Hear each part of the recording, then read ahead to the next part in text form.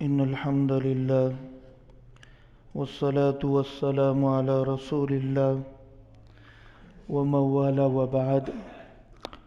فقد قال الله تبارك وتعالى في القرآن المجيد والفرقان الحميد: فأعوذ بالله من الشيطان الرجيم. بسم الله الرحمن الرحيم. سنريهم آياتنا في الآفاق وفي أنفسهم حتى يتبين لهم أنه الحق من ربهم. قال النبي صلى الله عليه وسلم: ما من نبي إلا قد أنذر قومه بالدجال ونوح قد أنذر قومه بالدجال أو كما قال علیہ الصلاۃ والسلام. سب سے پہلے تو میں یہ بتا دوں کہ وقت کم ہے، اسی لیے میں کچھ منٹ پہلے بیٹھا ہوں، تو اس کی معافی چاہتا ہوں، اس لیے کہ قیامت کا عنوان ذرا بڑا ہے، تو میری کوشش یہ ہے کہ ہر بات میں ایک اچھے انداز میں آپ کو سمجھا دوں، تاکہ زندگی کی کسی موڑ پر یہ رہبر اور رہنما یہ باتیں آپ کی اور میری بن جائے. تھوڑا آگے آ جاؤ، ٹیک لگا کر نہ بیٹھے. تو توجہ سے اگر بات سنیں گے تو انشاءاللہ سمجھ میں آئے گی، کیونکہ بہت قیمتی باتیں ہیں، بہت قیمتی عنوان ہے، بہت محنتیں لگی ہے علماء کرام کی ان باتوں پر. تو آپ کے سامنے پیش کر رہا ہوں کہ قیامت کے بارے میں جاننا اتنا ضروری کیوں ہے. کیونکہ قرآن کے آخر کے 5 پاروں میں قیامت کا کثرت سے ذکر ہے. یسألونک عن الساعۃ ایان مرساہا، کہ جب آپ سے قیامت کے بارے میں کوئی پوچھے، انما علمھا عند ربی، کہ قیامت تو اللہ ہی جانتا ہے کب آئے گی، کیسے آئے گی، یہ بڑا سوال ہے، یہ بہت بڑا سوال ہے. الی ربی کا منتہا، جب قیامت کے بارے میں کوئی پوچھے تو رب کی طرف الیہ یرد علم الساعہ کہہ دو کہ اللہ ہی جانتا ہے قیامت کب آئے گی. لیکن میرے لیے جاننا ضروری کیوں ہے 2022 میں؟ بھئی قیامت کی کیا باتیں کر رہے ہو، پرانا زمانہ ہے، قیامت جب آئے گی تب دیکھیں گے.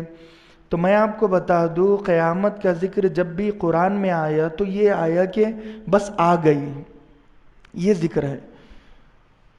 تو اور علامت قیامت کا جاننا کیوں ضروری ہے؟ پورے قرآن کا نچوڑ، پورا قرآن کوئی نہیں پڑھ سکتا، سمجھ سکتا. کوئی سمجھ سکتا ہے؟ نہیں. تو شارٹ کٹ راستہ لوگ اپناتے ہیں کہ بھئی ہمیں نچوڑ بتا دو، خلاصہ بتا دو، کہنا کیا چاہتے ہو. تو پورے قرآن کا خلاصہ اگر کوئی یہ بتائے تو اسے ام القرآن کہے گے، یعنی سورہ فاتحہ. یہ پورے قرآن کا خلاصہ ہے. سورہ فاتحہ تو سب کو یاد ہے ماشاءاللہ، سب ترجمہ بھی یاد ہے. اس میں سورہ فاتحہ میں مالک یوم الدین ہے، قیامت کے دن کا مالک اللہ ہے. روزانہ میں پڑھتا ہوں، آپ پڑھتے ہیں، مگر سراسری پڑھتے ہیں، ہماری تیاری نہیں ہوتی. ایک مصیبت اگر آنے والی ہے تو لوگ یہ تھوڑی کہتے ہیں کہ بارش کا موسم آئے گا تو بارش سے بچیں گے، دھوپ کا موسم آئے گا تو دھوپ سے بچیں گے، پہلے سے تیاری ہوتی ہے. یہ تمہید میں اس لیے باندھ رہا ہوں تاکہ اہمیت سمجھ میں آ جائے، حالانکہ وقت بہت کم ہے. کہ دھوپ سے بچنے کی تیاری، مکان اچھا بنا دیا، کولر لگا دیا، فریج لگا دیا اور اے سی بٹھا دیا، یہ دھوپ سے بچنے کی تیاری. بارش سے بچنے کی تیاری، چھتری ہم نے لا لی اور رین کوٹ ہم نے پہن لیا. تو قیامت سے بچنے کی بھی کوئی تیاری ہے؟ کیونکہ قیامت کے بارے میں اللہ کے نبی نے فرمایا کہ ما بین خلقی آدم الی قیام الساعۃ امر اکبر من الدجال. فرمایا کہ دنیا میں جتنی مصیبتیں ہیں ان میں سب سے بڑی مصیبت بن کر آئے گا تو دجال آئے گا. ما بین خلق آدم. میری زندگی میں کتنی مصیبتیں ہیں، آپ کی زندگی میں کتنی مصیبتیں ہیں، اور پورے دنیا کے انسانوں کی زندگی میں کتنی مصیبتیں ہیں. سب کی مصیبتیں ایک طرف، سب سے بڑی مصیبت بن کر جو آ رہا ہے انسانوں کے طرف وہ ہے دجال. اس سے بڑی مصیبت کوئی ہے ہی نہیں. تو اس سے بچنے کی تیاری کتنی تیزی سے مجھے اور آپ کو کرنی چاہیے. اگر بڑا آگ کا گولا کھڑک پورے کی طرف آئے تو کتنی بے چینی ہوگی، کتنی تیاری ہوگی. تو یہ آگ کا گولا نہیں، پورے آگ کے انگارے، قطرے اور آگ کے شعلے اور پورا سمندر الٹ کر میری طرف آ رہا ہے، اور میں فیس بک اور واٹس ایپ، انسٹاگرام اور گانوں میں، فلموں میں، جھگڑوں میں لگا ہوا ہوں. لوگ کہتے ہیں نا کہ بھائی دجال ہمارے سامنے تھوڑی آئے گا. نہیں آئے گا، میرے سامنے بھی نہیں آئے گا، آپ کے سامنے بھی نہیں آئے گا. لیکن اگر میں میرے بچوں کو نہیں سکھاؤں گا تو پھر کون سکھائے گا؟ اگر میں دجال کے بارے میں نہیں بتاؤں گا تو پھر کون بتائے گا؟ اگر ہم بتائیں گے تو آنے والی نسلیں، یہ مسجد رہے گی انشاءاللہ قیامت تک، بیٹھنے والے بدلے گے، امام بدل جائے گا، مؤذن بدل جائے گا، بیان کرنے والا بدل جائے گا، میں بھی قبر میں لیٹوں گا، آپ بھی قبر میں لیٹیں گے. لیکن کل جو نیا امام ہوگا، نئے مقتدی ہوگے، نئے سامعین ہوگے، اور قیامت بالکل قریب ہوگی. سوچو ماحول کیسے ہوگا. آج ہمارا موبائل، ہماری ٹی وی، وی سی آر ہمیں جمعہ کے لیے جلدی مسجد میں آنے نہیں دیتا. کل 50 سال کے بعد 2070 میں، 80 میں، 90 میں کیا ہمارے بچوں کو شیطان اور دجال سکون سے مسجد میں آنے دے گا؟ نہیں آنے دے گا. تو ابھی سے تیاری کرنا پڑے گی ہمیں. تو علامت قیامت. دوسری چیز، 7 لاکھ حدیثیں اللہ کے نبی کی جو صحیح ہیں. ویسی تو بہت ساری حدیثیں ہیں، لیکن سیاہ ستہ میں اور المعجم الکبیر میں اور بڑی بڑی احادیث کی کتابیں ملا کر 7 لاکھ حدیثیں اللہ کے نبی کی ہیں، جن میں سے 7 بڑی بڑی حدیثیں علماء نے نکالی ہے محنت کر کے. تو ان 7 لاکھ حدیثوں کا ایک خلاصہ، ایک نچوڑ ہے جو بہت اہم ہے. یعنی 7 لاکھ حدیثوں میں کیا ہے، اگر میں اور آپ دیکھیں گے نا تو پوری زندگی لگ جائے گی ایک ایک حدیث کھول کھول کر. تو شارٹ کٹ راستہ، تو ایک حدیث کو ام الاحادیث، ام السنہ کہا جاتا ہے، وہ ہے حدیث جبریل. ایک یعنی حضرت جبریل علیہ السلام انسانی شکل میں اللہ کے نبی کی مجلس میں حاضر ہوئے اور اتنا قریب ہو گئے کہ گھٹنے سے گھٹنا اور بازو سے بازو لگا دیا، بیٹھ گئے. اور اللہ کے نبی سے 4 سوال کیے کہ مل ایمان، مل احسان اور مت الساعہ، کہ قیامت کب آئے گی، ایمان کیا ہے، اسلام کیا ہے، احسان کیا ہے. یہ 3 سوال کے بعد 4تھا سوال تھا قیامت کب آئے گی. اللہ کے نبی صلی اللہ علیہ وسلم نے فرمایا مل مسئول عنہا بعالم من السائل، کہ سوال کرنے والا جتنا جانتا ہے میں بھی اتنا ہی جانتا ہوں، اس سے زیادہ نہیں جانتا. اس کا مطلب یہ ہے جبریل تم جتنا جانتے ہو میں بھی اتنا ہی جانتا ہوں. تو حضرت جبریل کہنے لگے اخبرنی عن اماراتھا، اس کی کچھ نشانیوں کے بارے میں مجھے بتائیے. تو اللہ کے نبی نے بتایا، اور کتنا بتایا. حضرت حذیفہ بن یمان، نواس ابن سمان، حضرت ابو ہریرہ، یہ تمام اس حدیث کے گواہ ہیں. فرماتے ہیں اللہ کے نبی قیامت کے بارے میں جب بتاتے تو ایک مرتبہ فجر کی نماز میں حاضر ہوئے تو ظہر تک بتایا، ظہر پڑھائی، عصر تک بتایا، عصر پڑھائی حتی اذا غربت الشمس، مغرب تک بتایا، مغرب کی نماز پڑھائی، عشاء تک بتایا. اور ٹھاٹے مار کر رونے لگے زور زور سے، بلند آواز سے، صحابہ اکرام کی پوری جماعت مسجد میں. میں یہاں پر آیا ہوں قیامت کے بارے میں بتانے کے لیے، تو مجھے ملے ہیں اور آپ کو ملے 40 منٹ. میں شکایت نہیں کر رہا، میں بتا رہا ہوں. تو اللہ کے نبی نے پورا دن بتایا، تو سوچو کہ کتنا بتایا ہوگا. اگر صحابہ 1444 سال پہلے یہ سوچتے کہ ارے بھئی ابھی کیا ضرورت ہے قیامت کے بارے میں بتانے کی، ابھی تو موج کرے گے، مستی کرے گے، انٹرٹینمنٹ کرے گے. اللہ کے نبی اتنی فکر سے بتا رہے. جب کوئی آدمی کو فکر ہوتی ہے نا تو اس کو ٹائم اتنا دیتا ہے آدمی. اگر میرے لیے امپورٹنٹ ہے شادی کا میٹر یا بزنس کا میٹر، تو میں بزنس کے میٹر پر 2 گھنٹے بات کرنے کے لیے تیار رہوں گا، شادی کے میٹر پر 2 گھنٹوں کے لیے بات کرنے کے لیے تیار رہوں گا. اللہ کے نبی کے لیے سب سے بڑا میٹر تھا قیامت. اللہ کے نبی نے اس میٹر پر اتنا بولا ہے کہ جتنا اخلاق پر نہیں بولا، جتنا نماز پر نہیں بولا. بات سمجھ میں آ رہی؟ اتنا فکر سے بولے اللہ کے نبی کی گھر پر نہیں گئے ہیں آپ، اور جانے بھی نہیں دیے صحابہ کرام کو. تو یہ ہے قیامت کی امپورٹنس، یعنی کتنا ضروری ٹاپک ہے، مگر میں اور آپ اس کو ایزی لیتے ہیں۔ اگر مرنے کے بارے میں کوئی بیان کرے تو کہتے ہیں یہ پرانی باتیں ادھر ہی کرو، منحوس باتیں ہیں، کون مرے گا کوئی نہیں مرنے والا۔ تو قرآن میں بھی قیامت کا ذکر، حدیث میں بھی قیامت کا ذکر، اور صحابہ کرام بھی قیامت کے بارے میں بول رہے ہیں۔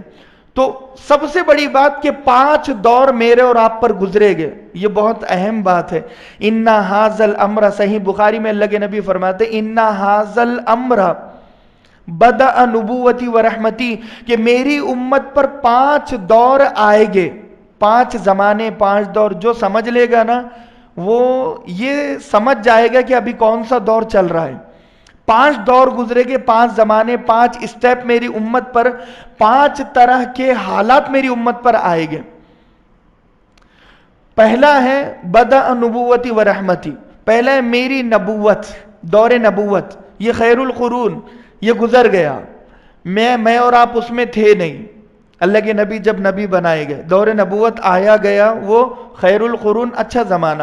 دوسرا ہے دور خلافت، ثم تکون خلافت علی منہاج النبوہ، اللہ کے نبی فرماتے ہیں پھر دور خلافت کا دور آئے گا میری امت پر، ابو بکر کے ہاتھ میں لگام ہوگی، عمر بن خطاب کے ہاتھ میں لگام ہوگی، عثمان غنی کے ہاتھ میں لگام ہوگی، علی حیدر فاتح خیبر کے ہاتھ میں میری امت کی لگام ہوگی، اور یہ خلافت راشدہ میری امت کو گمراہ ہونے نہیں دے گے، یہ صحابہ ادھر ادھر جانے نہیں دے گے، یہ بھی خیر القرون کا زمانہ، 2 دور گزر گئے۔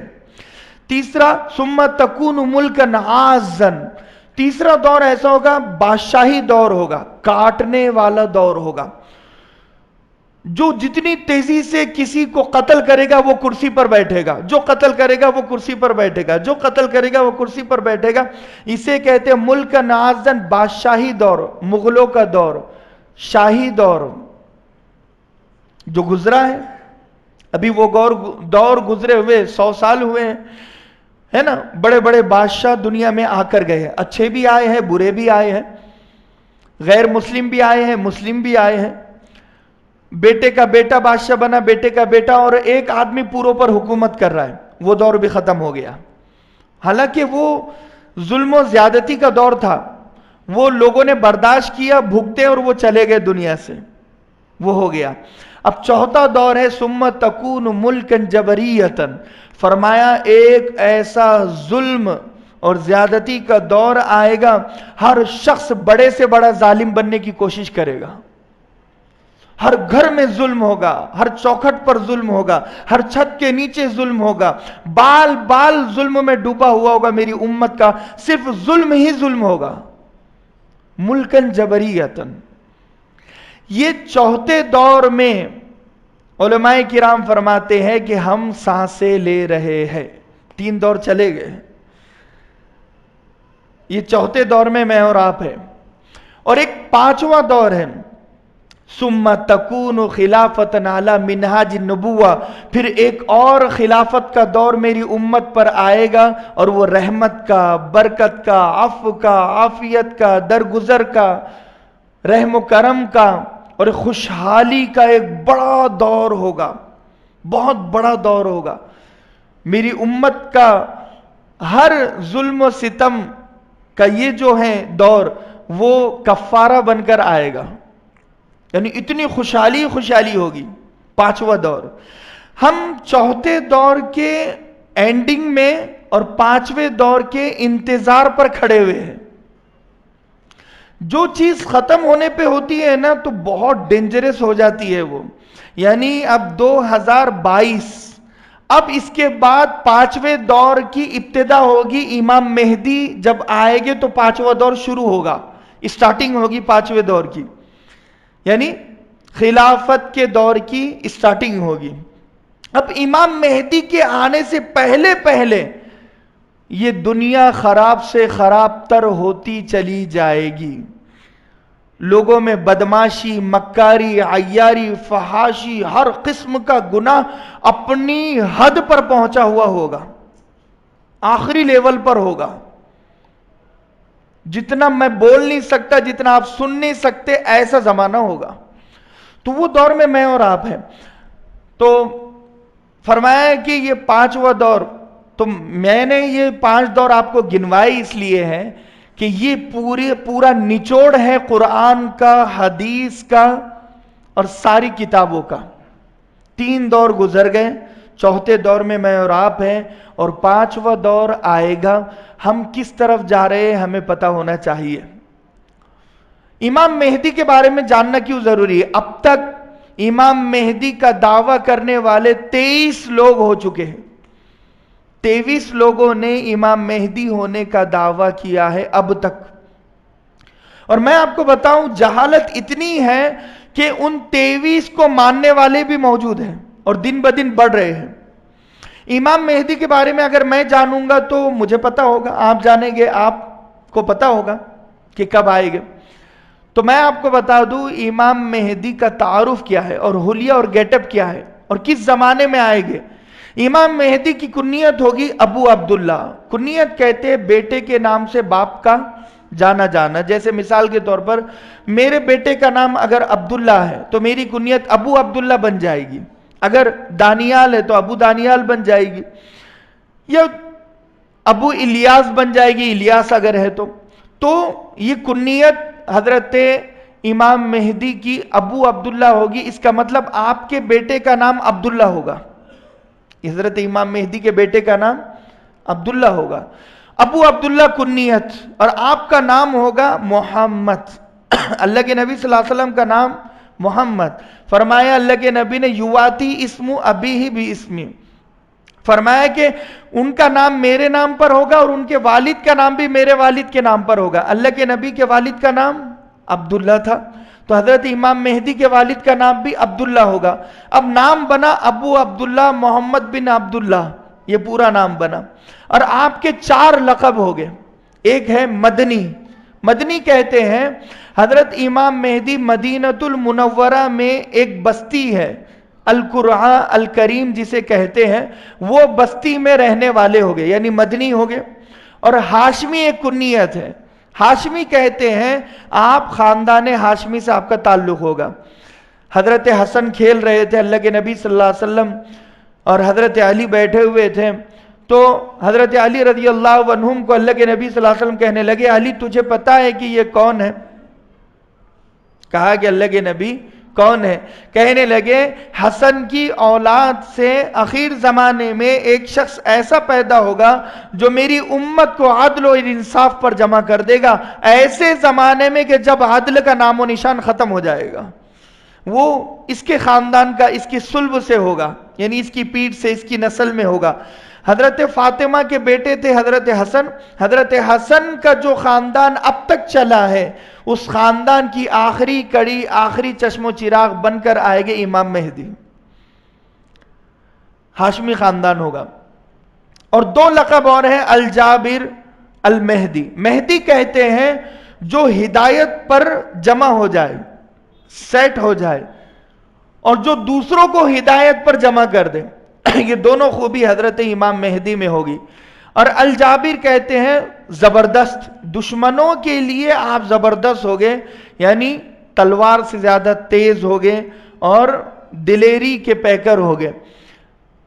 اور جبیرہ کہتے ہیں ٹوٹی ہوئی ہڈی کو جوڑنا، مثال کوئی بھی ٹوٹی ہوئی چیز کو جوڑنے کو جبیرہ کہتے ہیں عربی میں۔ مثال کے طور پر ہم کوئی چیز اگر ٹوٹ جائے تو ویلڈنگ کے ذریعے سے اسے جوڑا جاتا ہے، کانچ اگر ٹوٹ جائے تو اسے بھی جوڑا جاتا ہے، کوئی اور جوڑنے، تو جو بھی جوڑنے والی چیز ہے اسے جبیرہ کہتے ہیں۔ حضرت امام مہدی جب آئے گے تو پوری امت بکھری ہوئی، ٹوٹی ہوئی ہوگی، لوگ ایک دوسرے سے ٹوٹے ہوئے، کٹے ہوئے ہوگے، باپ بیٹے کا نہیں ہوگا، بیٹا باپ کا نہیں ہوگا، شوہر بیوی، بیوی شوہر الگ الگ ہوگے۔ آج جو ہے نا نفسا نفسی کا عالم، بالکل نفسا نفسی کا عالم اس سے زیادہ بڑھ کر اس زمانے میں ہوگا۔ تو اس زمانے میں حضرت امام مہدی سب کو جوڑے گے، اسلام پر، ایمان پر، احسان پر، سب کو ایک پلیٹ فارم پر جمع کرے گے حضرت امام مہدی۔ حضرت امام مہدی نظر کیسے آتے ہیں؟ ابو داؤد شریف کی پوری ایک حدیث موجود ہے۔ فرمایا کہ دراز خط کے ہوگے، گھنگریالے بال ہوگے، اجل الجبہ اکمل الانف، فرمایا پیشانی چوڑی ہوگی اور ناک کھڑی ہوگی، روشن چہرہ ہوگا. فی لسانہ شیء، فرمایا کہ آپ کی زبان میں لکنت ہوگی، یعنی جیسے لڑکھڑا کر کوئی بات کرتا ہے، لکنت ہوتی ہے زبان میں، ہچکچا کر اٹک اٹک کر بات کرتے ہیں. حضرت امام مہدی بھی ویسے ہی ہو گئے، حضرت موسیٰ علیہ السلام کی طرز پر. حضرت موسیٰ علیہ السلام کی زبان میں بھی لکنت تھی. تو یہ حضرت امام مہدی کے بارے میں پورا ایک کنسپٹ موجود ہے. اور آئے گی کب، علامت کیا ہے، اس کی نشانی کیا ہے، اس کے بارے میں فرمایا تحل الفقر والغربہ، یعنی غربت اور مہنگائی عام ہو جائے گی. جب ایسا ہو تو سمجھ لینا کہ اب قیامت قریب ہے، یعنی امام مہدی آئے گا اور پھر دجال آئے گا. تو امام مہدی پہلا اسٹیپ، پہلی سیڑھی، پہلی کڑی ہے. تو جب یہ ہو تو سمجھ لینا کہ اب دجال آنے والا ہے. تو کیا ہو، یہ ہو. فرمایا تحل الفقر والغربہ، فرمایا مہنگائی عام ہو جائے گی، بڑھ جائے گی. مجھے آپ بتائیے مہنگائی زیادہ ہے یا کم ہے؟ ارے بھائی بولو، زیادہ ہے. اس کا مطلب یہ نشانی پوری ہو گئی. دوسرا فرمایا کہ بے روزگاری بھی بڑھ جائے گی. آج جتنی بے روزگاری ہے، اس سے پہلے اتنی بے روزگاری کبھی نہیں تھی. آج انجینئر بھرے پڑے ہیں، ڈاکٹر بھرے پڑے ہیں، اور وکیل بھرے پڑے ہیں. ویل ایجوکیٹڈ لوگ ہر گھر میں ہیں، بھرے پڑے ہیں، ہر چوکھٹ میں، ہر دروازے میں، ہر گھر میں ملے گے آپ کو. مگر جاب کسی کے پاس نہیں ہے. بہت کم لوگ ہیں جو روزگار سے لگے ہوئے ہیں. بیچارہ انجینئر بن کر مستری بنا ہوا ہے، ڈاکٹر بن کر ایک ڈاکٹر کے ہاتھ کے نیچے ہے، اور قابل ترین صلاحیت والا ہے مگر جاب نہیں ہے، اس کے پاس، مجبور ہے. ایک باپ اپنے بیٹے کو ڈاکٹر بنانے کے لیے لاکھوں روپے لگا دیتا ہے، انجینئر بنانے کے لیے پیسہ لگاتا ہے، مگر جاب اسے ملتی نہیں. جاب کے لیے بھی رشوت دینی پڑتی ہے. تحل الفقر والغربہ، غربت، فقر و فاقہ عام ہو جائے گا. اور دوسری فرمایا کہ ہر شخص کو غریبی سے نفرت ہوگی. اللہ کے نبی نے فرمایا کہ غریبی میرے گھر کا مہمان ہے اور فاقہ میرا دوست ہے. اللہ کے نبی صلی اللہ علیہ وسلم غریبی سے محبت کرتے تھے. آپ اندازہ لگائیے کہ آج غریبی اور غریبوں سے محبت کس کو ہے. اللہ کے نبی نے غریبی بائی چوائس خریدی ہے، پسند کی ہے. چوائس تھی آپ کے پاس، امیری غریبی دونوں آپ کے سامنے رکھے گئے تھے. اللہ کے نبی نے امیری کو نہیں چنا، غریبی کو چنا. مجبوری میں غریب نہیں بنے تھے اللہ کے نبی، بائی چوائس آپ غریب بنے تھے، غریبی کو پسند کیا. تو فرمایا میری امت کا فتنہ مال ہوگا. مال فتنہ اس لیے بنے گا کہ غریبی سے لوگ نفرت کریں گے اور غریبوں سے، اور ہو وہی رہا ہے. آج ہر شخص کو غریب بننے سے نفرت ہے. ہر شخص اپنے جیب کو بھرا ہوا چاہتا ہے، خالی جیب کوئی نہیں چاہتا. اکاؤنٹ بھرا ہوا چاہتا ہے، گھر بھرا ہوا چاہتا ہے، اور آر سی سی کا ہو، پی او پی ہو، جتنا اچھا بنے اتنا اچھا ہے. ٹینوں کے گھر سے ہر ایک کو نفرت، کویلو کے گھر سے ہر ایک کو نفرت، سادے سیدھے گھر سے ہر ایک کو نفرت. حالانکہ ایسے گھر آل رسول کے بنے ہوئے ہیں، سادے سیدھے گھر. آل رسول کے گھرانوں میں سے مجھے آپ بتائیے کس کا گھرانہ آج ایسا بنا ہوا جیسے ہمارے گھر بنے ہوئے؟ کس کا نہیں ہے. تو فرمایا ہے کہ یہ تحل الفقر والغربہ. اور دوسری نشانی فرمایا کہ دریائے فرات خشک ہو جائے گا، سوکھ جائے گا. اب دریائے فرات کہاں سے ہے؟ یہ ترکی ہے. ترکی کے بالکل قریب آرمینیا ایک پہاڑی سلسلہ ہے، برفی پہاڑیوں کا سلسلہ ہے، برفانی پہاڑ ہے وہاں پر. وہاں سے برف پگھلتی ہے اور وہ جمع ہوتی ہے، اور اسی کو دریائے فرات کہتے ہیں. ترکی سے وہ دریا نکلتا ہے، آگے عراق ہے، عراق کو سیراب کرتا ہے، پھر عراق کو سیراب کر کے بحر تبریہ میں جا کر گر جاتا ہے. تو جیسے انڈیا اور پاکستان کی آپس میں جنگ ہے، مثال کے طور پر انڈیا سے پوری ندی اور دریائے نکلتے ہیں، سمندر نکلتے ہیں. اب یہاں سے انڈیا اگر چھوڑے گا تو پاکستان کو پانی ملے گا، ورنہ پانی نہیں ملے گا. کمپرومائز اس بات پر ہوا تھا کہ پاکستان تو الگ ہو جائے گا مگر پانی پاکستان کو انڈیا دے گا، کیونکہ پاکستان کو وہ علاقہ دیا ہوا ہے کہ جہاں سے سمندری راستے گزرتے نہیں ہیں، بیچ میں انڈیا ہی پڑتا ہے، انڈیا کو ہی پانی دینا ضروری ہے. تو اگر انڈیا اور پاکستان کی جنگ ہے، انڈیا کہتا ہے کہ میں پانی نہیں دوں گا، پاکستان کے معاملات خراب ہوتے ہیں، مذاکرات خراب ہوتے ہیں، پھر جھگڑا ہوتا ہے آپس میں. بالکل ایسے ہی ترکی منع کرتا ہے کہ میں عراق کو پانی نہیں دوں گا، یہ میرا دریا ہے، دریائے فرات، یہ میرے برفانی پہاڑوں سے نکلتا ہے. تو ابھی ترکی نے ایک بڑا ڈیم بنایا، کمال آتا ترک ڈیم، پرانے بادشاہ کے نام پر 1600 مربع کلومیٹر کا وہ ایک بڑا ڈیم بنا ہوا اور وہ تیار ہو چکا ہے. اب اگر ترکی اس دریا کو اس ڈیم میں ڈال دے گا تو 2 منٹ میں دریائے فرات خشک ہو جائے گا، سوکھ جائے گا. قیامت کی نشانی پوری ہو جائے گی، کیونکہ امام مہدی کے آنے کی دوسری نشانی ہے دریائے فرات سوکھ جائے گا، خشک ہو جائے گا. اس کو آٹومیٹک تو سوکھے گا نہیں، کچھ حالات سچویشن ایسی ہوگی کہ یہ خود بخود اسے سکھا دیا جائے گا، یا تو ڈیم میں پانی ڈال کر سکھا دیا جائے گا یا تو وہ برف پگھلنا بند ہو جائے گی، 2 چیزیں ہوگی. لیکن دریائے فرات خشک ہوگا اور خشک ہونے کے بالکل قریب ہے، ایسا نہیں ہے کہ پورا بھرپور بھرا ہوا ہے. تو یہ 2 بڑی نشانیاں. اور تیسری نشانی فرمایا ایک بڑی چین ہے، اس کو ہمیں سمجھنا ہوگا.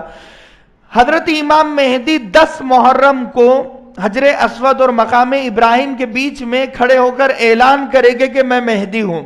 یہ اعلان 10 محرم کو ہوگا، تو اس سے 5 مہینے پہلے علامتیں اور نشانیاں کیا کیا اسٹیپ ہے.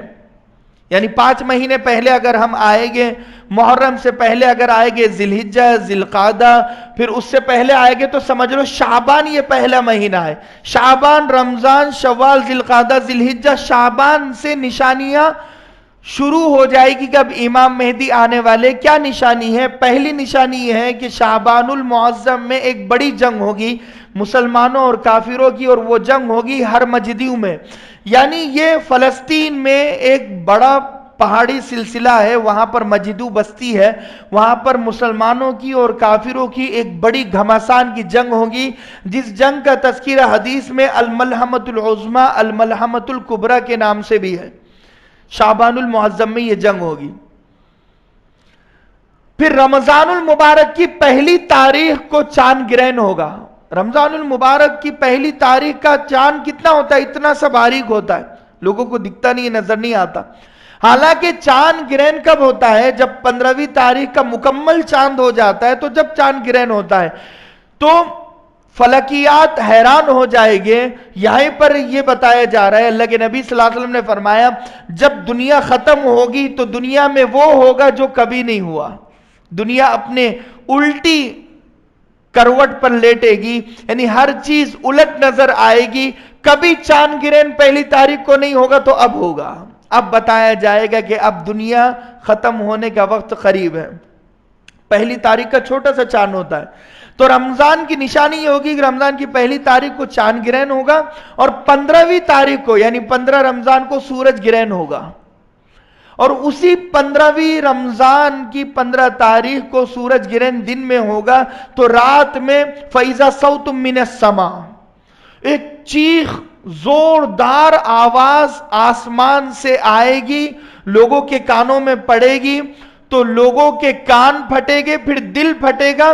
70,000 لوگ اس آسمانی چیخ سے اسی رات مر جائیں گے. جب دوسرے دن صبح دوسرے لوگ بیدار ہو گئے تو وہ خبر یہ سنیں گے کہ 70,000 لوگ آسمانی چیخ سے مر گئے. کس طرح؟ فَأَخَذَتْهُمُ الصَّيْحَةُ. اس سے پہلے بھی اللہ نے حضرت لوط علیہ السلام کی قوم کو آسمانی چیخ سے تباہ کیا ہے.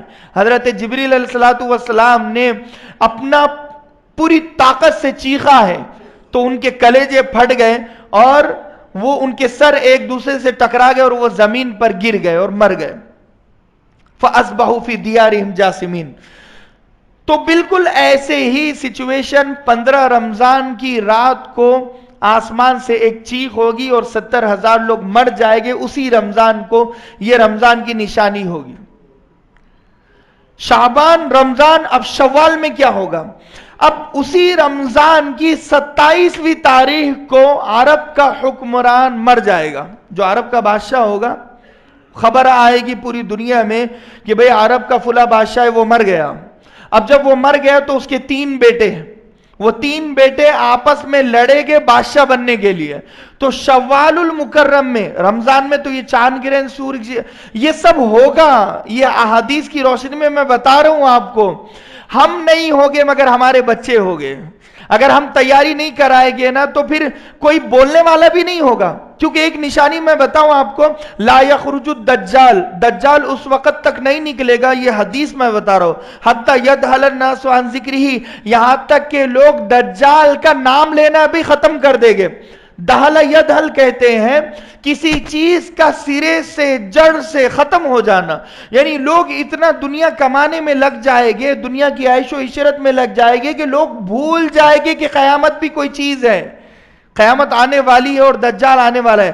لا حتی یدھل الناس عن ذکری وحتی تترک الائمۃ ذکرہ علی المنابر، یہاں تک کہ امام بھی دجال کے بارے میں بولنا بند کر دے گے. ائمہ کرام بھی جو مساجد کے امام ہو گئے، میں 2022 کی بات نہیں کر رہا، 2070 اور 80 کی بات کر رہا، جبکہ امام بھی دجال کے بارے میں لوگوں کو بتانا بھول جائے گے. وہ خود بھی دنیا میں ویست ہو گئے اور بزی ہو گئے اور مشغول ہو گئے اور مصروف ہو گئے.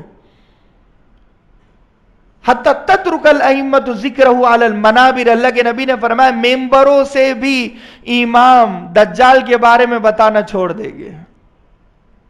تو یہ اس وقت کا. تو فرمایا کہ شوال میں اب شہزادوں کی جنگ ہو رہی ہے آپس میں بادشاہ بننے کے لیے، اور یہ ایفیکٹ پوری دنیا پر پڑے گا. جب مثال کے طور پر سعودی عرب میں جنگ چل رہی ہے تو سارے ہی لوگ، ساری دنیا کی اکانومی پر بڑا اثر پڑتا ہے. ابھی رشیا کی اور یوکرین کی جنگ چل رہی تھی، پوری دنیا کی اکانومی پر اس کا اثر پڑا ہے. یہاں تک کہ بھارت پر، پاکستان پر، بنگلہ دیش پر، پوری دنیا پر اس کا اثر پڑا ہے، پڑتا ہے ایفیکٹ. جب یہ عرب میں جنگ چلے گی، شوال میں شہزادے آپس میں لڑے گے، تو پھر اب کیا ہوگا، ذی القعدہ کا مہینہ آئے گا، اکانومی پر اثر ہوگا، مال کم ہو جائے گا، لوگ پریشان ہو گئے. اب شوال میں حج کے لیے لوگ نکلتے ہیں، جیسے قافلے نکلتے ہیں حج کے لیے، ذی الحجہ کی تیاری شوال سے نکلتے ہیں. شوال میں قافلوں کو لوٹا جائے گا. ہوگا یہ کہ ذی القعدہ میں جب لوگ جمع ہو گئے وہاں پر حج کو جانے کے لیے، تو پارٹی ورکر جیسے آپس میں لڑتے ہیں، بی جے پی کا آدمی بی جے پی کی سائیڈ لے رہا ہے، کانگریس کا کانگریس کی سائیڈ لے رہا ہے، شیو سینا کا اس کی سائیڈ لے رہا ہے، بالکل ایسے ہی 3 پارٹیوں میں لوگ آپس میں ڈیوائیڈ ہو جائے گے. 3 شہزادوں کے 3 طرح کے 3 کیٹیگریز کے لوگ ہو گئے. فلاں کہے گا فلاں شہزادے کو بادشاہ بناؤ، فلاں شہزادے کو کرسی پر بٹھاؤ. تو یہ آپس میں جب حج پر لوگ جائیں گے وہاں پر بھی لڑیں گے، اور سعودی میں بھی لوگ لڑیں گے، اور پوری دنیا میں 3 کیٹیگریز کے لوگ ہو جائیں گے. 3 شہزادوں کے چہیتے لوگ ہو جائیں گے اور آپس میں لڑیں گے. تو اللہ کے نبی صلی اللہ علیہ وسلم نے فرمایا کہ میں نبوت کی آنکھوں سے دیکھ رہا ہوں کہ مینا پورا کا پورا میری امت کے خون سے بہہ رہا ہے. مینا کی وادی میری امت کے خون سے بہہ رہی ہے. یہ ذی الحجہ میں ہوگا، حج کے موسم میں. ذی الحجہ میں یہ ہوگا کہ اب بادشاہ کوئی نہیں ہوگا، سب جس کی لاٹھی اس کی بھینس والا معاملہ ہوگا. تو ذی الحجہ، اب علماء کرام جو ہوگے وہ پریشان ہوگے کہ یہی دور ہے. اب لوگ پہچان لیں گے، کچھ نیک لوگ ہوگے وہ پہچان لیں گے کہ بھائی اب امام مہدی کا دور آنے والا ہے، اسی لیے یہ سب ہو رہا ہے. کیونکہ یہ سب ٹرمز اینڈ کنڈیشن اور نشانیاں ہیں نا، سمٹمز ہیں. مثال کے طور پر پہلے آپ کو سردی ہو رہی ہے، آپ بخار کی گولی نہیں کھاتے، پھر سر بھی دکھ رہا ہے، پورا آنگ گرم ہو گیا، یہ سمٹمز ہے نا کہ آپ کو بخار کا علاج کرنا چاہیے. بالکل یہ سمٹمز ہیں. جب شعبان میں جنگ ہوئی تب تمہیں سمجھ جانا چاہیے تھا کہ اب امام مہدی آنے والے ہیں. اب تم ٹریننگ اور تیاری میں لگ جاؤ، اپنے بچوں کو امام مہدی کے لشکر میں شامل کرنا چاہیے تھا تمہیں. تو تمہارے بچے ٹی وی اور وی سی آر اور واٹس ایپ اور فیس بک پر لگے ہوئے. اس زمانے میں کیا ہوگا پتہ نہیں، اس زمانے میں واٹس ایپ فیس بک ہے تو میں وہی لے رہا ہوں. تو فرمایا کہ ابھی تیاری میں رہنا چاہیے تھا. شعبان میں جنگ ہوئی تو تم نہیں سمجھے، رمضان میں چاند گرہن، سورج گرہن ہوا، 70,000 لوگ چیخ سے مرے تو نہیں سمجھے تم لوگ، اور شوال میں شہزادے لڑ رہے ہیں تو نہیں سمجھے. ذی القعدہ میں شہزادوں کے نام پر ایک دوسرے کے خون کے پیاسے بن گئے. مسلمان کو قتل کر رہا ہے. اللہ کے نبی نے کئی سال پہلے کہا تھا کہ جب مسلمان کی جان کا دشمن ہو جائے تو سمجھ لینا کہ قیامت آنے والی ہے. تو اب جب ذی الحجہ آیا تو اب تو علماء سمجھ گئے، 7 بڑے علماء ہو گئے قطب اور ابدال قسم کے۔ ابدال کسے کہتے ہیں؟ اللہ کے نبی صلی اللہ علیہ وسلم نے فرمایا کہ میری امت میں 70 ابدال ہر وقت موجود رہے گے، 40 تو ملک شام میں ہی رہے گے، سیریا میں، 40 اکیلے سیریا میں رہے گے۔ حالانکہ وہاں ظلم و ستم ہے مگر وہاں نیک لوگ بھی تو ہیں، تو ہی تو آج بیت المقدس پر قبضہ کوئی نہیں کر سکتا، اتنا ٹائٹ سیکورٹی ہے وہاں پر، اگر وہ چاہے تو بیت المقدس کو اڑا سکتے ہیں بم سے، مگر کیوں نہیں اڑا رہے ہیں؟ اللہ کی مدد ہے۔ اور ابدال قسم کے لوگ موجود ہیں وہاں پر، 40 ابدال سیریا میں ملک شام میں موجود رہے گے، وہ دعائیں کرتے رہے گے، نمازیں پڑھتے رہے گے، اور باقی 30 ابدال پوری دنیا میں رہے گے، یعنی انڈیا، پاکستان، بنگلہ دیش، امریکہ، فرانس، یہ پوری دنیا میں صرف 30 اور اکیلے سیریا میں 40 رہے گے۔ تو جب کوئی مرتا ہے تو اللہ اس کی جگہ کسی اور کو ابدال بناتا ہے، یہ گنتی کم نہیں ہوتی ہے۔ ابدال میں کوالٹی یہ ہوتی ہے کہ ہر دعا قبول ہوتی ہے، مستجاب الدعوات ہوتا ہے، اور ولایت کے سب سے بڑے مقام پر ہوتا ہے، ولایت کے سب سے بڑے مقام پر ہوتا ہے۔ دیکھو 4 بڑے درجے ہیں، اولئک الذین انعم اللہ علیہم من النبیین والصدیقین والشہداء والصالحین۔ فرمایا کہ پہلا درجہ نبی ہونے کا ہے، دوسرا درجہ صحابی ہونے کا، تیسرا شہید، اور چوتھا نیک ہونے کا۔ تو امام مہدی کا درجہ کون سا ہوگا؟ امام مہدی کا درجہ ہوگا صحابیت کے بعد۔ فرمایا کہ نبوت کا ایک درجہ ادھر ہے اور ایک درجہ صحابیت کا ہے، اس کے بعد شہید کا درجہ تھا، مگر یہ دوسرے درجے کے بعد تیسرا درجہ ہوگا مہدویت کا، پھر چوتھا شہید کا، اور 5واں نیک لوگوں کا۔ یعنی امام مہدی کا درجہ ہم افضل الشہداء، شہیدوں سے افضل ترین درجہ حضرت امام مہدی کا ہوگا، اتنا بڑا مقام۔ تو فرمایا کہ ذی الحجہ میں اب 7 بڑے علماء ہو گئے جو قطب اور ابدال قسم کے ہو گئے، وہ امام مہدی کی تلاش میں نکلے گے اور مکہ المکرمہ میں پھرے گے، طواف کرے گے کہ ہمیں بس امام مہدی چاہیے، اگر وہ ہو گئے تو پھر یہ حالات کنٹرول میں ہو گئے۔ وہ اچانک پوری نشانیوں سمیت، کیونکہ حلیہ میں نے آپ کو ابھی بتایا، گھنگریالے بال ہوگے، پیشانی چوڑی ہوگی، کھڑی ناک ہوگی، اور زبان میں لکنت ہوگی، خوبصورت ترین روشن چہرہ ہوگا، اور کچھ نشانیات اور ہیں جو ابو داؤد شریف میں آئے ہیں کہ وہاں پر آپ کے بدن پر کچھ نشانات ہو گئے۔ ان نشانات کو مد نظر رکھتے ہوئے علماء کرام سمجھ جائے گے کہ یہ جو طواف کر رہا ہے آدمی یہی امام مہدی ہے، امام مہدی طواف کر رہے ہو گئے۔ اب یہ 7 بڑے علماء وہاں پر جائیں گے اور آپ کو پکڑے گے اور کہے گے کہ آپ امام مہدی ہیں۔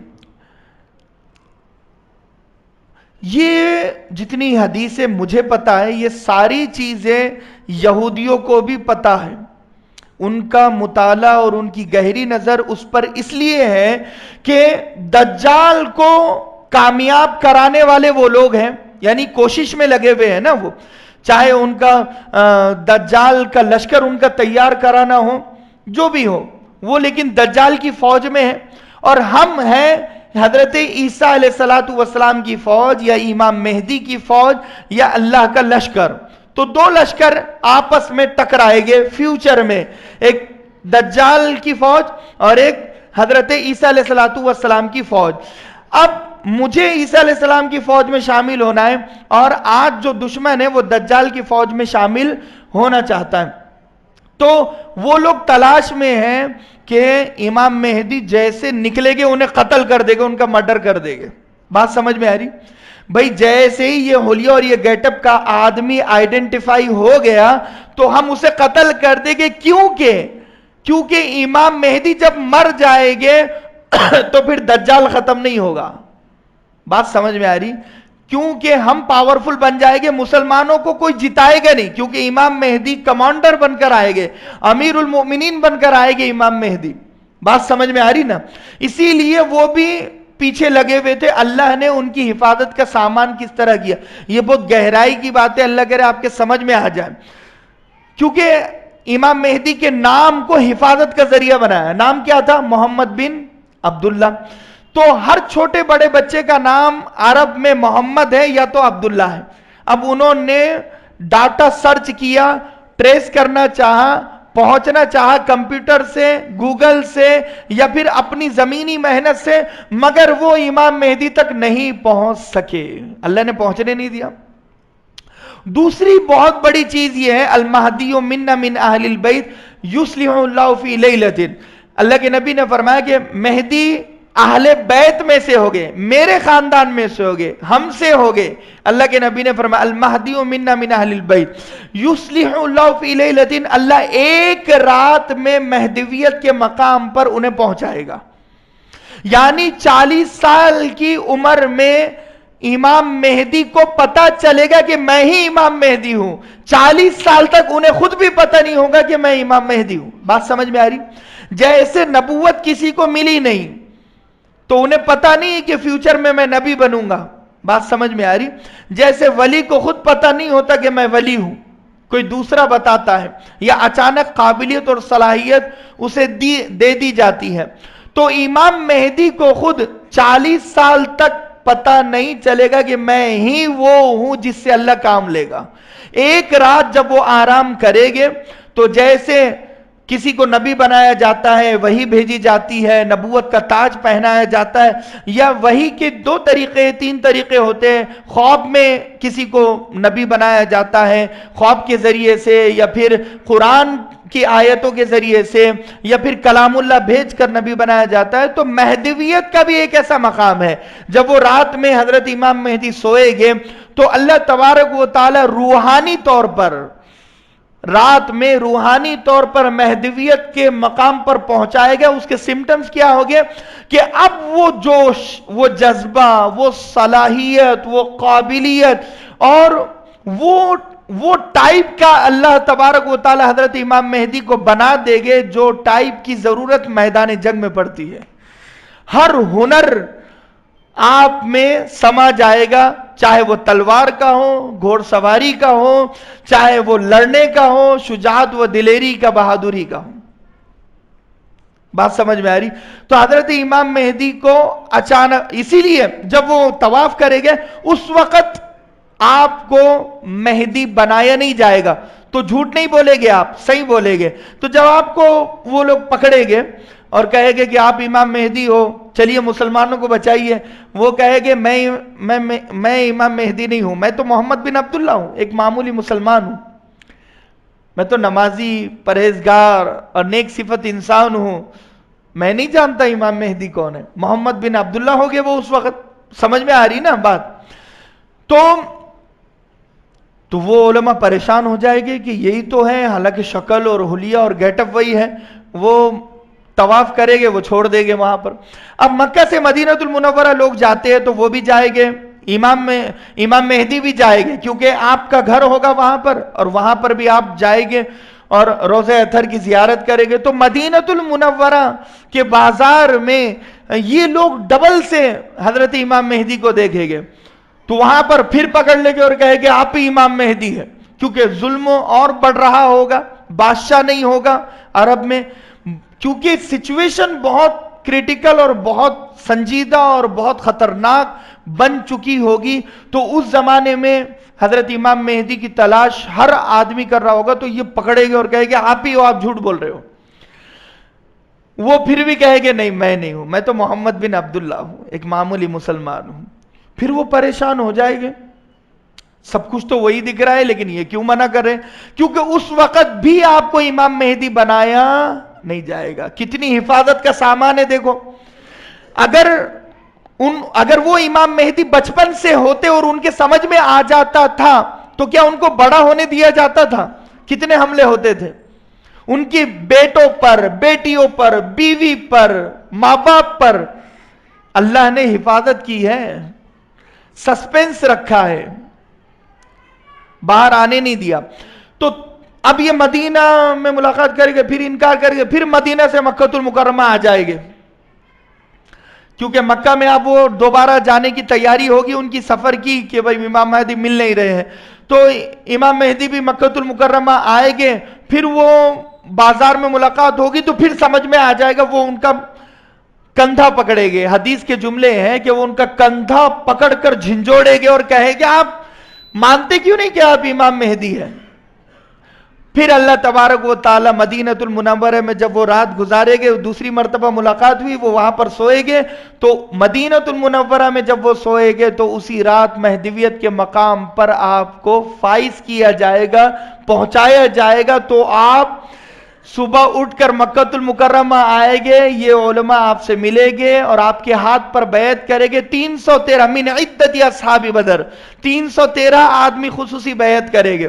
ما بین الرکن والمقام بھی بتایا, فرمایا کہ حضرت امام مہدی کو وہ جب پہچان لیں گے تو حضرت امام مہدی حجر اسود اور مقام ابراہیم کے بیچ میں کھڑے ہو گے اور وہاں پر زور سے اعلان کرے گے اور کہے گے کہ میں امام مہدی ہوں.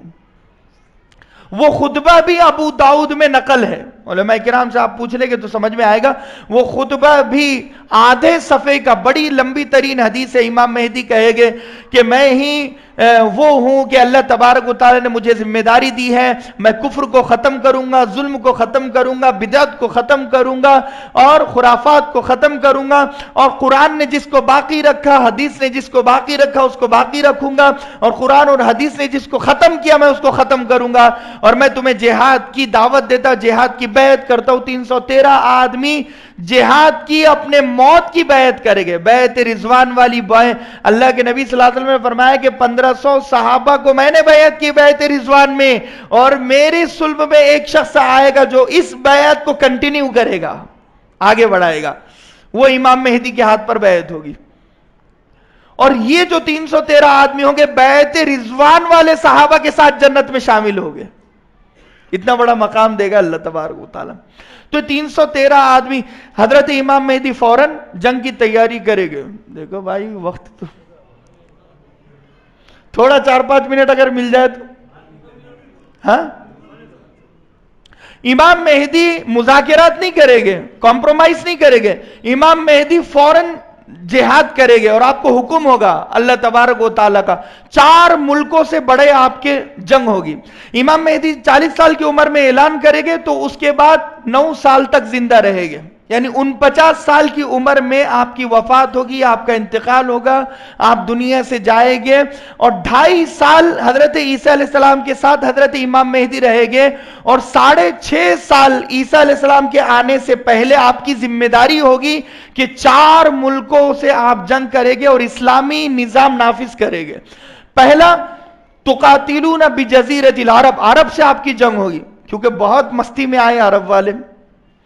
آج وہاں پر بے حیائی, فحاشی, عریانی بہت آج جتنی ہے اس سے 100 گنا زیادہ اس زمانے میں ہوگی. تو حضرت امام مہدی پہلی جنگ کرے گے عرب سے, کیونکہ وہ گمراہ ہو چکے ہوگے, گناہگار ہو چکے ہوگے, اور وہاں پر آپ کو فتح ہوگی اور آپ وہاں پر اسلامی نظام نافذ کریں گے. دوسری جنگ آپ کی ہوگی تقاتلون الفارس, یعنی فارس سے جنگ کریں گے, ایران سے, یعنی شیعہ سے آپ جنگ کریں گے, اس میں بھی آپ کو فتح نصیب ہوگی. تیسری جنگ ہوگی تقاتلون الروم, اسے کہتے ہیں ورلڈ وار 3. یہاں پر ورلڈ وار 3 ہے. ورلڈ وار 3 میں حضرت امام مہدی ہی کمانڈر رہے گے. ورلڈ وار 3 روم کے 2 معنی ہیں. ایک یہ ہے, رومی اسے کہتے تھے اللہ کے نبی کے زمانے میں جو اللہ کا انکار کرنے والا کافر ہوتا ہے, رومی اسے بھی کہتے تھے جو عیسائی ہوتا ہے. اللہ کے نبی صلی اللہ علیہ وسلم نے فرمایا کہ میری امت پر پوری دنیا کا کفر ایسے جمع ہوگا جیسے بھوکا کھانے پر ٹوٹ پڑتا ہے, یعنی پورے کفر کافر ایسے جمع ہو جائیں گے جیسے ایک پلیٹ میں کھانے والے جمع ہو جاتے ہیں نا, یہ سارے کافر جمع ہو جائیں گے, یہودی, عیسائی, سکھ, جتنے بھی دھرم کے لوگ ہیں, یہ سب مسلمانوں کو مٹانے کے لیے ایک دسترخوان پر جمع ہو جائیں گے, اور سارے مل کر ایک ساتھ ایک ٹیکنالوجی کے ساتھ مسلمانوں پر حملہ کریں گے. وہ ہوگی ورلڈ وار 3. اس کا کنسپٹ ہوگا کہ اسلام ختم ہو جائے, مسلمان ختم ہو جائے. تو ورلڈ وار 3 میں 80 رائیتن فرمایا ہے کہ 80 جھنڈے ہو گئے. 80 جھنڈوں کو ڈیفائن ہم اس طرح کر سکتے ہیں کہ 80 بڑے بڑے ٹینکر ہو گئے, 80 ٹکڑی ہوگی, 80 فوج ہو گئے, 80 لشکر ہوگا, اور ایک لشکر اور ایک جھنڈے کے نیچے 12,000 کی فوج ہوگی. اور یہ کہاں پر ہوگا یہ بھی بتا دیا، ملک شام میں، سیریا میں یہ ورلڈ وار 3 ہوگی۔ آماق اور دابق ایک بڑا چٹیل میدان ہے بڑا، یہ شہر غوطہ سے لگ کر ہے، غوطہ میں جہاں پر ابھی فساد چل رہا تھا وہاں سے لگ کر آماق اور دابق کے بیچ میں بڑا چٹیل میدان ہے، وہاں پر ورلڈ وار 3 ہوگی، اور وہاں پر لہٰذا مسلمانوں کو فتح ہوگی۔ تو حضرت امام مہدی کمانڈر ہوگے، 9,60,000 کا لشکر ہوگا سامنے کافروں کا، بڑی ٹیکنالوجی سے لبریز وہ لوگ ہوگے، بھرے ہوئے وہ لوگ ہوگے، حملے کر رہے ہوگے، مگر امام مہدی کی فتح ہوگی وہاں پر۔ پھر چوتھی جنگ ہوگی قسطنطنیہ سے، استنبول سے، جو ترکی کا کیپٹل ہے، ترکی کی راجدھانی ہے، کیپٹل یعنی راجدھانی کہتے ہیں، ترکی کی راجدھانی ابھی استنبول ہے۔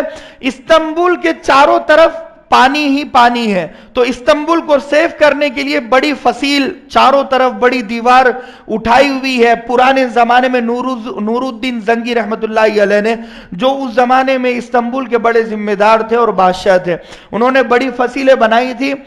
اب استنبول بھی دھیرے دھیرے امام مہدی کا انکار کرے گا، وہاں پہ کفر پھیل جائے گا۔ ابھی ترکی مسلمان دیش ہے، لیکن قیامت کے قریب ایک جنگ تو ترکی والوں سے بھی ہے امام مہدی کی۔ اس کا مطلب یہ ہے کہ ترکی پھر فیشن پرستی پہ جائے گا، پھر بے حیائی اور فحاشی بڑھے گی، چاہے وہ رجب طیب اردوگان کا زمانہ ہوگا یا اس کے بعد کا جو صدر ہوگا وہاں کا، وہ یعنی کافر ہوگا اور وہ منافق ہوگا اور وہ وہاں پر بے حیائی پھیلائے گا۔ اسی لیے تو امام مہدی جنگ کرے گے ترکی سے بھی، یعنی استنبول سے بھی جنگ کرے گے۔ امام مہدی کا پورا لشکر وہ فصیل کے پاس آئے گا، مشرق اور مغرب کی جانب میں، اور ذاکرین کی ایک جماعت کو امام مہدی کہے گے اقبل، آگے بڑھو۔ وہ جنگ ایسی ہوگی انوکھی، تیر اور تلوار کچھ بھی نہیں چلے گا وہاں پر، وہ ذکر کرنے والوں کی جماعت آگے بڑھے گی اور زور سے کہے گی لا الہ الا اللہ واللہ اکبر، 3 مرتبہ یہ کہے گی، وہ پوری دیوار گر جائے گی۔ مشرق میں 3 مرتبہ، مغرب میں 3 مرتبہ ذاکرین کی جماعت آگے بڑھ کر یہ پیغام دیا ہے کہ ذکر کرنے والوں کا ایک طریقہ میدان جہاد میں بھی ہے کہ وہ جہاد میں بھی ذکر کرے۔ صرف سبحان اللہ الحمدللہ تسبیح پہ پڑھ لینا آسان ہے، میدان میں اترنا، تلوار چلانا، دشمن کو کاٹنا، دشمن کو ختم کرنا، یہ بھی تو ایک ذاکرین کا طور طریقہ ہے۔ تو فرمایا کہ وہاں پر لا الہ الا اللہ اللہ اکبر پڑھے گے تو قسطنطنیہ بھی فتح ہو جائے گا، استنبول بھی فتح ہو جائے گا۔ اب جب یہ فتح ہوگا تو وہیں پر ایک شخص خبر دے گا کہ دجال نکل گیا، حالانکہ وہ جھوٹی خبر ہوگی۔ اس خبر پر امام مہدی کا پورا لشکر پھر وہاں سے نکلے گا اور شہر غوطہ میں آئے گا، کیونکہ یہ استنبول میں تھے۔ اب استنبول سے پھر وہاں پر جائے گے جہاں پر ورلڈ وار 3 ہوئی تھی، وہاں پر جائے گے، سیریا میں جائے گے اور شہر غوطہ میں جائے گے۔ امام مہدی کو حکم ہوگا کہ آپ دجال کا سامنا نہیں کر سکتے، دجال کا مقابلہ صرف عیسیٰ بن مریم کرے گے، آپ تو مسلمانوں کو سیفلی یعنی حفاظت سے شہر غوطہ میں پناہ کیجئے وہاں پر اور ٹھہر جائیے۔ تو شہر غوطہ میں آپ وہ چھاونی بنائے گے اسے، یعنی وہ فوجی لوگوں کی ٹریننگ کا ایک کیمپ بن جائے گا شہر غوطہ میں۔ دجال وہاں پر نہیں آئے گا، 3 جگہ پر دجال نہیں جائے گا۔ مکہ میں تو فرشتوں کا پہرا ہوگا، وہ انٹری کرنے کی کوشش بھی کرے گا تو فرشتے اسے ہکال دے گے۔ مدینہ میں بھی وہ نہیں جائے گا، اور غوطہ میں وہ جا سکتا ہے مگر اسے فرصت نہیں ہوگی، کیونکہ 40 دن میں پوری دنیا اسے گھومنا ہے، یعنی پوری دنیا کے لوگوں کو اسے اپنی جنت میں ڈالنا ہے، یعنی دراصل اسے پوری دنیا کے لوگوں کو دوزخ میں ڈالنا ہے، یعنی پوری دنیا کے لوگوں کے ایمان کو لوٹنا ہے۔ کتنی بڑی ذمہ داری!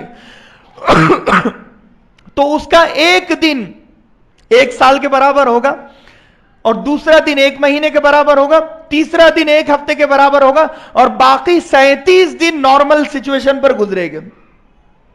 اور جب وہ آئے گا تو اس کے ایسے حالت میں وہ نکلے گا کہ پہلے سال اللہ آسمان کی بارش کو تھوڑا روک دے گا اور زمین کی پیداوار کو روک دے گا، دوسرے سال اور زیادہ روک دے گا، زمین کی پیداوار نہیں ہوگی، زمین سے پانی نہیں نکلے گا، غلہ اناج نہیں نکلے گا، آسمان سے بارش نہیں برسے گی، تیسرے سال اور زیادہ بارش کا ایک قطرہ بھی زمین پر نہیں گرے گا۔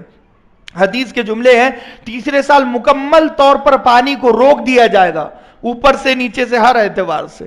اس قحط کے زمانے میں دجال تازہ تازہ ٹھنڈا پانی لے کر نکلے گا، اور بھوک کے زمانے میں بھوکے لوگ ہو گئے، پیداوار بھی رک جائے گی نا بھائی، کئی دنوں سے روٹی نہیں کھائے ہوگا۔ ایسے زمانے میں ماحول میں دجال گرم گرم روٹی اور ٹھنڈا ٹھنڈا پانی لے کر نکلے گا اور کہے گا کہ اگر تم مجھے خدا مانتے ہو تو یہ روٹی تمہاری، یہ کھانا تمہارا، اور یہ ٹھنڈا ٹھنڈا پانی تمہارا۔ اگر تم مجھے خدا نہیں مانتے ہو تو پھر تمہارے حال پر میں نے تمہیں چھوڑ دیا۔ لوگ فوراً اسے خدا مان لیں گے۔ ارے بھوک کی خاطر انسان کیا نہیں کرتا ہے؟ بے مسجد میں چپل لوگ چوری کر دیتے ہیں، کعبۃ اللہ میں کعبہ سامنے ہوتا ہے وہاں پر بھی چوری ہوتی ہے، پیٹ کی خاطر لوگ کچھ بھی کر لیتے ہیں۔ تو اس زمانے میں جب کئی سالوں سے لوگ بھوکے پیاسے رہے گے تو آپ کو کیا ارادہ، کیا خیال ہے آپ کا کہ ہماری جو نسل ہوگی اتنے ایمان میں پختہ ہوگی کہ بھوکے پیاسے رہ رہے ہوگے، پھٹے ہوئے کپڑے ہوگے، اور دجال سامنے سے گرم گرم روٹی اور گرم گرم کھانا پیش کرے گا، ٹھنڈا ٹھنڈا پانی، تو کیا منع کر دے گی ہماری نسل؟ اگر محنت آج سے ہوئی ہوگی تو منع کرے گی، ورنہ منع نہیں کرے گی۔ اچھا سامنے مت آنا، اللہ کے نبی نے کہا تھا دجال نکلے گا، اسی لیے تو امام مہدی غوطہ شہر میں لے کر چھپ جائے گے مسلمانوں کو۔ اب جتنے مسلمان گھوم رہے ہوگے وہ سارے خدا مان لیں گے اسے۔